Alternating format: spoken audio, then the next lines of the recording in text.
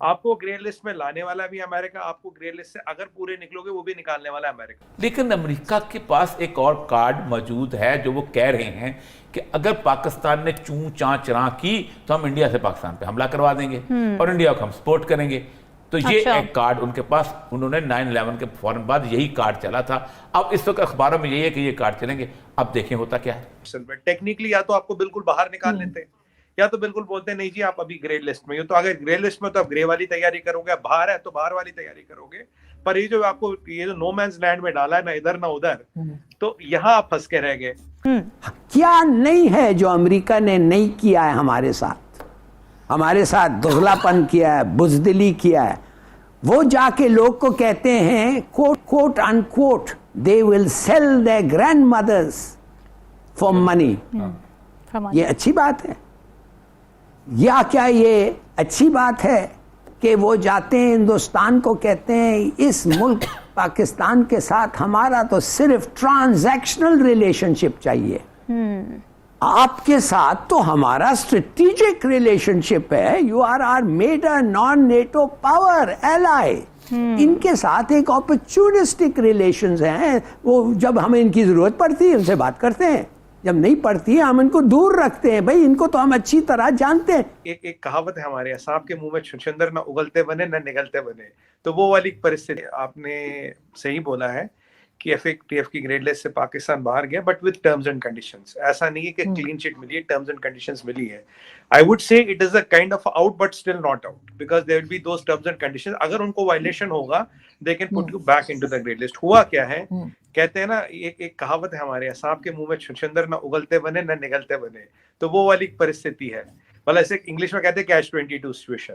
तो I don't know should Pakistan celebrate और should Pakistan not celebrate. Technically या तो आपको बिल्कुल बाहर निकाल लेते हैं या तो बिल्कुल बोलते नहीं जी आप अभी ग्रे लिस्ट में हो, तो अगर ग्रे लिस्ट में तो आप ग्रे वाली तैयारी करोगे, बाहर है तो बाहर वाली तैयारी करोगे। पर ये जो आपको ये जो नो मैंस लैंड में डाला है ना इधर ना उधर, तो यहाँ आप फंस के रह गए। अब देखिए आरजू जी होता है क्या, देखिए अगर आप इसका प्रक्रिया समझे, मैंने आपको पहले भी बताया था कि ग्रे लिस्ट से निकलने का दारोमदार होता है यूनाइटेड स्टेट्स ऑफ अमेरिका पे। करीब 13 कंट्रियां वहीं वोट करती है जहां यूएसए वोट करता है। आपको ग्रे लिस्ट में लाने वाला भी अमेरिका, आपको ग्रे लिस्ट से अगर पूरे निकलोगे वो भी निकालने वाला अमेरिका। और सच बताऊं, ये मैं आपके शो पे हर चैनल पे अपने नेशनल टीवी पे कह चुका हूँ, कोई फर्क नहीं पड़ता आपने जमीन पे कितने काम किए कितने नहीं किए, कितने किए कितने अधूरे कितने पूरे। पहले उन्होंने लगा हाँ आपने जो बोला हमने किया, फिर उनकी टीम आई थी। अब अगर टीम आई है तो उनको बिल्कुल ब्लैक एंड व्हाइट 0 and 1 का फैसला देना चाहिए यार, यस या नो। हाँ निकाल दिया but there are conditions attached. तो वो मतलब ये कि लिवर उनके हाथ में, रिमोट कंट्रोल उनके हाथ में, जब वो दबा देंगे बोल देंगे सॉरी अब conditions are not met. So I will not call it as a permanent relief, I will call it as a temporary relief. अब आप टेम्परेरी रिलीफ पे आपको सेवैया बांटनी चाहिए, फेनी बांटनी चाहिए या मिठाइयाँ बांटनी चाहिए, उसका फैसला आप करेंगे। मेरे हिसाब से पैसे फिलहाल बचा के रखने चाहिए, क्योंकि पता नहीं ना कि कब मतलब फिर हलवाई के भी पैसे देने पड़ जाए, कहते हैं बहुत पैसे हो गए वो पैसे। सर हमारे यहाँ कहा, इस पे हमारे यहाँ भी एक कहावत है, हमारे यहाँ कहा जाता है कि पूरा हाथी निकल गया दुम रह गई। तो हाँ, शायद वो दुम रह गई है, और इसलिए कि उन्होंने कहा है कि जी अभी भी वो चेक एंड बैलेंस रखेंगे और मॉनिटर करेंगे। लेकिन आपकी आईएमएफ की नेगोशिएशन फेल हो गई है, आपको पता चल गया है कि हमें हमारा कान बड़ोड़े जा रहे हैं, आपको पता चल गया है कि फैक्टिव में हमारे ऊपर तलवार लटकनी नजर आ रही है, आपको पता चल गया है कि पेरिस क्लब जो है आपसे पैसे मांगने के चक्कर में है। आपने कहा हम तो अब तेल वहां से खरीद देंगे। अब 3 काम करने वाले हैं, ये करेगा अमेरिका को नाराज। आप यूक्रेन के हक में वोट नहीं देंगे, ठीक है। आप जनाब इसमें आपने ये बयान दे दिया मोहम्मद सलमान में, और आपने कहा कि हम उससे तेल खरीदेंगे, ठीक। और गैस तो ज़ाहिर बात आ ही नहीं सकती, वो तो अफगानिस्तान के पॉलिसी पाइपलाइन नहीं है, ट्रक आएंगे कैसे आएंगे, तुर्कमानिस्तान से आएंगे, ये सारी चीज़ें जो हैं आपने की हैं रिटेलिएशन में, शायद अमेरिका को धमकाने के चक्कर में कि अमेरिका फंसा हुआ है। लेकिन अमेरिका के पास एक और कार्ड मौजूद है जो वो कह रहे हैं कि अगर पाकिस्तान ने चूं चां चरा की तो हम इंडिया से पाकिस्तान पे हमला करवा देंगे और इंडिया को हम सपोर्ट करेंगे। तो ये एक कार्ड उनके पास, उन्होंने 9/11 के फौरन बाद यही कार्ड चला था। अब इस वक्त अखबारों में यही है कि ये कार्ड चलेंगे, अब देखें होता क्या है। हिलाली साहब, खान साहब का ये बयानिया था कि रूस से तेल लेने की बात पर अमेरिका ने उनकी हुकूमत पर प्रेशर डाला, साजिश हुई और उनकी हुकूमत गिरा दी गई। तो अब अगर पीडीएम रूस से तेल लेने की बात कर रही है तो आप समझते हैं कि उन पर भी किसी किस्म का प्रेशर आएगा?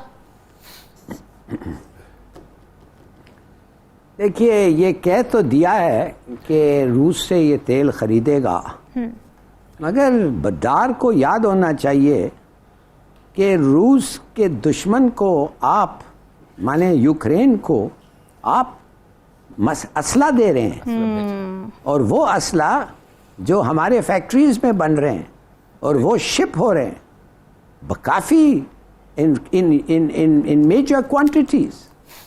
तो क्या समझते हैं, दुश्मन को आप, रूस के दुश्मन को आप हथियार दे रहे हैं, वेपन्स दे रहे हैं, कैसे समझेगा रूस?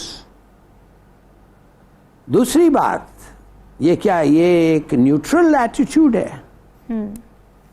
फैक्ट ऑफ द मैटर ये है बीबी कि ये रूस और पाकिस्तान और रूस यूक्रेन ये सब बातें नहीं है। एक्चुअली जो आपका सवाल है pertains to Pakistan US relations, और ये एक अनहैप्पी मैरिज है और रही है। अच्छा। मगर अफसोस से तलाक जो है, जो होना चाहिए, जो इसीलिए तो तलाक को इन्वेंट किया गया है कि अनहैप्पी मैरिज का नतीजा होना चाहिए तलाक, वो हम नहीं पाते। और क्यों नहीं कर पाते? क्या नहीं है जो अमेरिका ने नहीं किया है हमारे साथ? हमारे साथ दोगलापन किया है, बुजदिली किया है। वो जाके लोग को कहते हैं quote unquote they will sell their grandmothers for money. ये अच्छी बात है?